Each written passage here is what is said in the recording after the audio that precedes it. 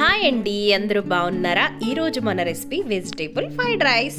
ఇది కేవలం నా స్టైల్లో చేస్తున్నాను. నేను ఏ విధంగా మా ఇంట్లో సింపుల్గా చేసుకుంటున్నానో అదే మీకు చూపిస్తున్నాను. ఒక్కొక్కరు ఒక్కొక్క విధంగా చేస్తారండి. ఇది నేను చేసుకునే స్టైల్, నా స్టైల్.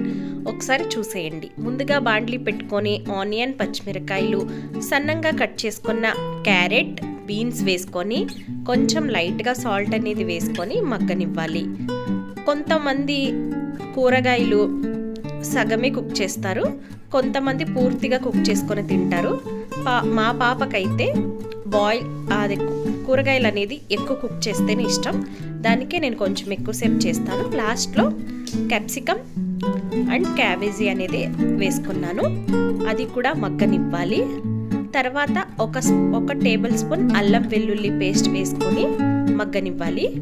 మగ్గిన తర్వాత నేనైతే ఇక్కడ నా రెసిపీ ఏం లేదండి, సింపుల్ ఒక ఫ్రైడ్ రైస్ ప్యాకెట్ అనేది నేను వేస్తాను. అది ఇక్కడ చూపిస్తున్నాను చూడండి. ఈ టేస్ట్ అంతా దాని నుంచే వస్తుంది. చాలా టేస్టీగా ఉంటుంది. ఇంకా మనం ఏమీ యాడ్ చేయాల్సిన అవసరం లేదు. ఇది 10 రూపీస్ ప్యాకెట్, నేను 2 యాడ్ చేస్తున్నాను. ఇక్కడ రెండు ప్యాకెట్లు వేసుకుంటే పర్ఫెక్ట్ టేస్ట్ అనేది వచ్చేస్తుంది. తర్వాత కొంచెం సోయా సాస్, కొంచెం గ్రీన్ చిల్లీ సాస్ వేసుకొని, పెప్పర్ పౌడర్ ఉంటే పెప్పర్ పౌడర్ కూడా యాడ్ చేసుకోండి. సాల్ట్ సరి చూసుకోండి. తర్వాత కొత్తిమీర వేసుకొని దించేసి అన్నం రైస్లో మిక్స్ చేసుకొని తింటే ఉంటుంది సూపర్ టేస్ట్. ఈ రెసిపీ మీకు నచ్చినట్లయితే తప్పకుండా ట్రై చేయండి. Subscribe to my channel.